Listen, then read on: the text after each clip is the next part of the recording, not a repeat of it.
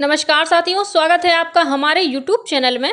आप छत्तीसगढ़ की किस जगह से हमारे समाचार सुन रहे हैं, कृपया कमेंट बॉक्स में लिखकर हमें जरूर बताएं। रायपुर से प्रस्तुत हैं छत्तीसगढ़ के प्रादेशिक समाचारों के साथ मैं रजनी शुक्ला। पहले मुख्य समाचार। राज्यसभा से अनुसूचित जनजाति संशोधन विधेयक पारित होने पर प्रदेश के भाजपा नेताओं ने कहा कि इस निर्णय से छत्तीसगढ़ के आदिवासी समाज को वर्षों की पीड़ा से मुक्ति मिली है। छत्तीसगढ़ में कोयला ब्लॉक आवंटन में अनियमितता से जुड़े मामले में दिल्ली की अदालत ने पूर्व राज्यसभा सांसद विजय कुमार दर्डा सहित 2 अन्य लोगों को 4 साल की सजा सुनाई। राज्यपाल ने निजी विश्वविद्यालयों से बाजार की आवश्यकता के अनुरूप युवाओं का कौशल उन्नयन करने के लिए कहा और मुख्यमंत्री भूपेश बघेल ने प्रदेश में अगले साल से छात्र संघ चुनाव कराने का ऐलान किया। अब समाचार विस्तार से। राज्यसभा ने अनुसूचित जनजाति आदेश 5वां संशोधन विधेयक ध्वनि मत से पारित कर दिया है। इस विधेयक में छत्तीसगढ़ में अनुसूचित जनजातियों की सूची में धनुहार, धनुवार, किसान, सौरा, सौरा और बिछिया समुदायों को शामिल किए जाने का प्रावधान है। विधेयक में भुइयां और भुयान समुदायों को भरिया भूमिया समुदाय का ही हिस्सा माने जाने का प्रावधान है। विधेयक में पंडो समुदाय के नाम के 3 देवनागरी संस्करण भी शामिल करने का प्रावधान किया गया है।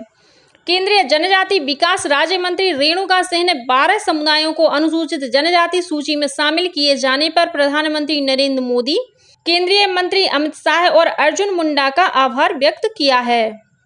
संसद में प्रस्तुत विधेयक पर हुई चर्चा में भाग लेकर श्रीमती सिंह ने कहा कि जिन 12 जातियों को सूची में लाने के लिए यह संशोधन प्रस्ताव लाया गया है, उनमें से 10 जातियां लिपिकीय त्रुटियों के कारण वर्षों से अपने अधिकारों से वंचित थीं। इस बीच भारतीय जनता पार्टी के प्रदेश अध्यक्ष अरुण साव ने 12 जनजाति समुदायों को अनुसूचित जनजाति सूची में शामिल किए जाने के निर्णय का स्वागत किया है। कल रायपुर में एक पत्रकार वार्ता को संबोधित करते हुए उन्होंने कहा कि इस फैसले से छत्तीसगढ़ के 10 लाख आदिवासियों की जिंदगी पूरी तरह से बदल जाएगी। उन्होंने कहा कि इस महत्वपूर्ण निर्णय के लिए भाजपा, प्रधानमंत्री नरेंद्र मोदी, केंद्रीय जनजाति कल्याण मंत्री अर्जुन मुंडा और केंद्रीय राज्य मंत्री रेणुका सिंह का अभिनंदन करती है। वहीं पार्टी के राष्ट्रीय उपाध्यक्ष और प्रदेश के पूर्व मुख्यमंत्री डॉक्टर रमन सिंह ने कहा कि इस निर्णय से आदिवासी समाज को कई वर्षों की पीड़ा से मुक्ति मिली है। मात्रात्मक गलतियों की वजह से ये 12 जनजातियां पीढ़ियों से अपने अधिकारों से वंचित थीं। छत्तीसगढ़ में कोयला ब्लॉक आवंटन में अनियमितता से जुड़े एक मामले में दिल्ली की एक अदालत ने कल पूर्व राज्यसभा सांसद विजय कुमार दर्डा, उनके बेटे देवेंद्र दर्डा और व्यवसायी मनोज कुमार जायसवाल को 4 साल की सजा सुनाई है। अदालत के आदेश के बाद तीनों दोषियों को हिरासत में ले लिया गया। विशेष न्यायाधीश संजय बंसल ने पूर्व कोयला सचिव SC गुप्ता और 2 पूर्व वरिष्ठ लोक सेवकों KS कोफरा और KC समरिया को भी 3 साल की सजा सुनाई है। हालांकि इन तीनों दोषियों को अदालत ने निजी मुचलके पर जमानत दे दी है। राज्यसभा विश्वभूषण हरिचंदन ने कल राजभवन में प्रदेश के सभी निजी विश्वविद्यालयों की बैठक लेकर उनकी शैक्षणिक गतिविधियों, अनुसंधान कार्यों और अन्य कार्यों की समीक्षा की। इस अवसर पर राज्यपाल ने कहा कि बाजार की आवश्यकता के अनुरूप युवाओं के कौशल उन्नयन के लिए प्रयास करना चाहिए, जिससे युवा आत्मनिर्भर बन सकें।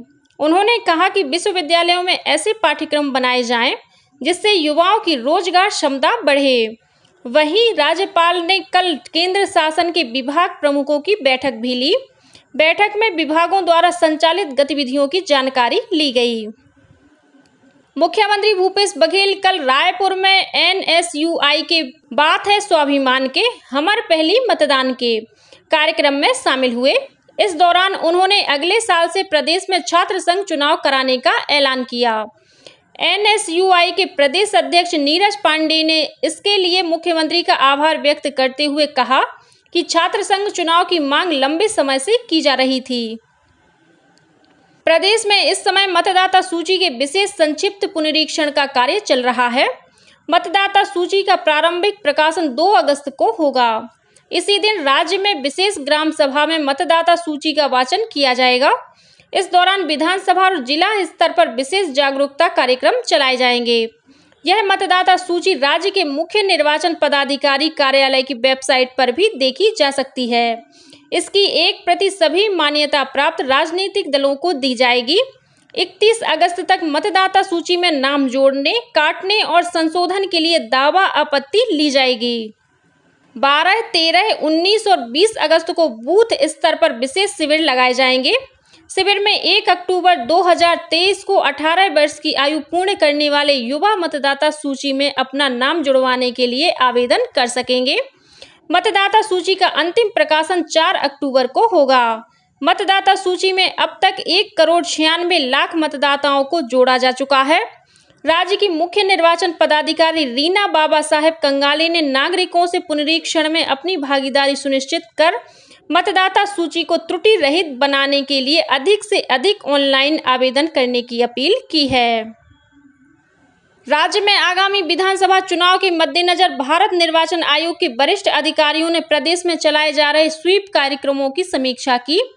रायपुर में आयोजित 2 दिवसीय समीक्षा सह प्रशिक्षण कार्यक्रम में आयोग के अधिकारियों ने स्वीप नोडल अधिकारियों को आवश्यक निर्देश दिए। गौरतलब है कि स्वीप कार्यक्रमों की समीक्षा के लिए भारत निर्वाचन आयोग में स्वीप के संचालक संतोष अजमेरा, सचिव संतोष कुमार, स्वीप के वरिष्ठ सलाहकार RK सिंह और रजनी उपाध्याय 2 दिन के प्रवास पर रायपुर पहुंचे। कार्यक्रम में स्वीप के संचालक संतोष अजमेरा ने छत्तीसगढ़ में नवविवाहिता महिलाओं के नाम मतदाता सूची में जोड़ने के लिए चलाए जा रहे नवविवाहिता सम्मान कार्यक्रम की सराहना की। इस दौरान श्री अजमेरा ने मुख्य निर्वाचन पदाधिकारी कार्यालय द्वारा तैयार मास्कोट चुनई चिरई का अनावरण भी किया। सुकमा जिले में एर्राबोर आश्रम की नाबालिग छात्रा के साथ कथित रूप से दुराचार करने के मामले की जांच के लिए भाजपा का 5 सदस्यीय एक प्रतिनिधिमंडल कर एर्राबोर ग्राम पोटा केबिन स्थित आवासीय विद्यालय पहुंचा। इस प्रतिनिधिमंडल में पूर्व मंत्री लता उसेंडी, विधायक रंजना साहू और भाजपा महिला मोर्चा की प्रदेश अध्यक्ष शालिनी राजपूत शामिल थीं। छात्रावास का दौरा करने के बाद समिति की संयोजक रंजना साहू ने छात्रावास अधीक्षिका और सह अधीक्षिका के साथ ही सभी आरोपियों पर एक FRI दर्ज करने की मांग की। गौरतलब है कि इस मामले में पुलिस ने अज्ञात आरोपियों के खिलाफ मामला दर्ज किया है। साथ ही कलेक्टर ने आवासीय विद्यालय के अधीक्षक और सहायक अधीक्षक को निलंबित करने के निर्देश दिए हैं। वहीं इस मामले की जांच के लिए सुकमा पुलिस अधीक्षक ने 8 सदस्यीय टीम का गठन भी किया है। प्रधानमंत्री नरेंद्र मोदी के नेतृत्व में NDA सरकार के 9 वर्ष पूरा होने के उपलक्ष्य में जांजगीर चांपा जिले के अकलतरा में कल से 3 दिवसीय मल्टीमीडिया चित्र प्रदर्शनी शुरू हुई। सेवा, सुशासन और गरीब कल्याण विषय पर केंद्रित इस प्रदर्शनी का आयोजन सूचना और प्रसारण मंत्रालय के केंद्रीय संचार ब्यूरो प्रादेशिक कार्यालय रायपुर द्वारा किया गया है। उद्घाटन के मौके पर अतिथियों ने कारगिल विजय दिवस के सेना नायकों को याद करते हुए केंद्र सरकार की विभिन्न कल्याणकारी योजनाओं की जानकारी दी। प्रदर्शनी के पहले दिन प्रगति के पथ पर अग्रसर भारत विषय पर निबंध प्रतियोगिता का आयोजन किया गया। छत्तीसगढ़िया ओलंपिक के तहत जोन स्तर के खेलों की शुरुआत कल से हो गई है।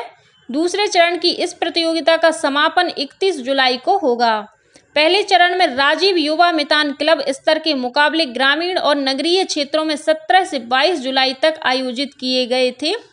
ग्रामीण क्षेत्रों के विजेताओं को विकासखंड स्तरीय प्रतियोगिता में और शहरी क्षेत्रों के विजेता प्रतिभागियों को नगरीय क्लस्टर स्तर की प्रतियोगिता में भाग लेने का अवसर मिलेगा। छत्तीसगढ़िया ओलंपिक खेल 6 चरणों में आयोजित किए जा रहे हैं। इस प्रतियोगिता का अंतिम चरण 25 से 27 सितंबर तक होगा। और अब पेश है मौसम का हाल। मौसम विभाग ने अगले 24 घंटों के दौरान सुकमा और बीजापुर जिले में 1-2 स्थानों पर भारी से अति भारी बारिश होने की चेतावनी दी है। साथ ही दंतेवाड़ा, कांकेर और नारायणपुर जिले में भी भारी बारिश होने की संभावना व्यक्त की गई है। वहीं मौसम विभाग ने कहा है कि आगामी 36 घंटों के दौरान राजनांदगांव, सुकमा और कांकेर जिले में भी 1-2 स्थानों पर भारी बारिश हो सकती है। और अब कुछ अन्य खबरें संक्षेप में। राष्ट्रीय सड़क सुरक्षा लघु फिल्म महोत्सव में पंजीकरण की अंतिम तिथि बढ़ाकर 10 अगस्त कर दी गई है। वहीं प्रतिभागियों के लिए फिल्म प्रविष्टि की अंतिम तिथि 12 अगस्त तक बढ़ा दी गई है। सुकमा पुलिस अधीक्षक किरण चावड़ ने माओवादियों के शहीदी सप्ताह को देखते हुए सभी जवानों को अलर्ट कर दिया है। माओवादियों ने 28 जुलाई से 3 अगस्त तक शहीदी सप्ताह मनाने की घोषणा की है। प्रदेश में संचालित एकलव्य आदर्श आवासीय विद्यालयों के लिए शैक्षणिक और गैर शैक्षणिक कर्मचारियों की भर्ती के लिए ऑनलाइन आवेदन 31 जुलाई तक आमंत्रित किए गए हैं।